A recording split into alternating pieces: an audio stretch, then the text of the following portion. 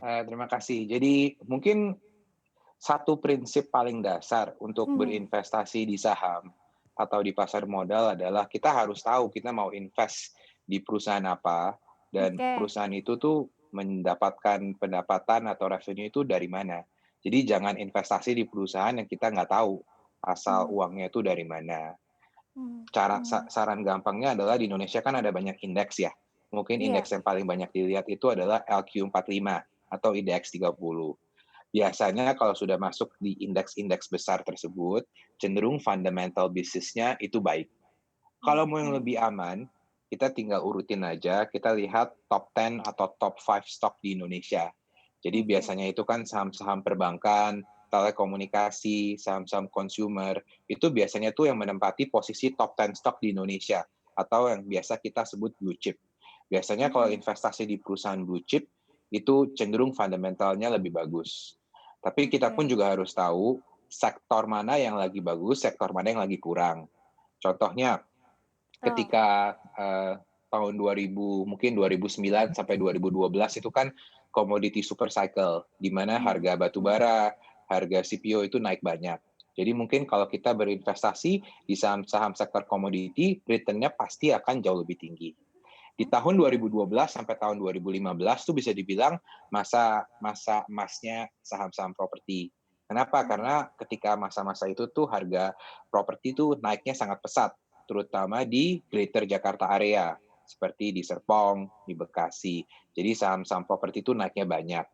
Ada juga masa di mana tahun 2014, specifically mhm. 2014 dan juga 15, itu infrastruktur, para Iya. kontraktor, para semen. Karena at that time, kita baru mendapatkan melakukan pemilu, Pak Jokowi baru naik, tema besarnya adalah infrastruktur.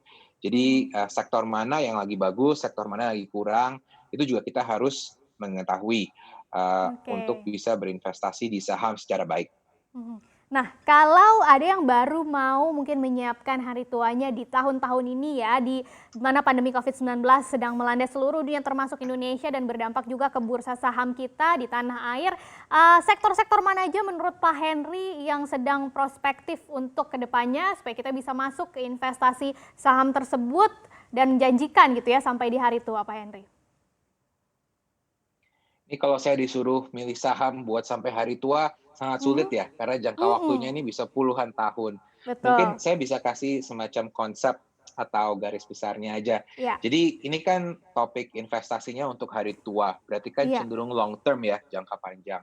Mungkin kita lihat aja, negara kita ini Indonesia demografiknya seperti apa, kira-kira mhm, tren apa atau sektor apa yang 10, 20, bahkan 50 tahun ke depan, itu kira-kira tuh masih akan ada dan memberikan, pertumbuhan, profil yang masih baik. Contohnya oke, satu, perbankan ya. Kalau mhm, kita lihat mhm. dari contoh negara yang mungkin jauh lebih maju dibandingkan Indonesia, itu sektor perbankan akan selalu ada. Meskipun banyak adanya internet disruption atau fintech disruption, tapi at the end of the day, banking sector will always be there dan Iya, itu menjadi salah satu foundation atau fundamental yang penting untuk satu negara. Jadi, saham-saham perbankan saya rasa mungkin 20-30 tahun ke depan masih masih menarik prospeknya, karena oke. pertumbuhan dari sektor tersebut itu sangat, positif korelasi terhadap pertumbuhan PDB kita, itu satu. Mhm, mhm. Kedua mungkin consumer.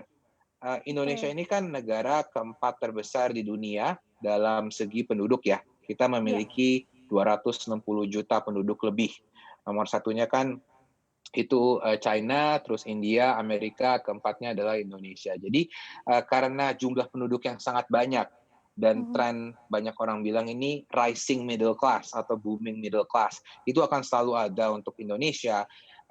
Age demographic yang juga masih sangat muda, setengah dari penduduk kita itu masih di working class population. Jadi saya rasa tema sektor consumer itu juga masih sangat menarik untuk oke. jangka waktu panjang.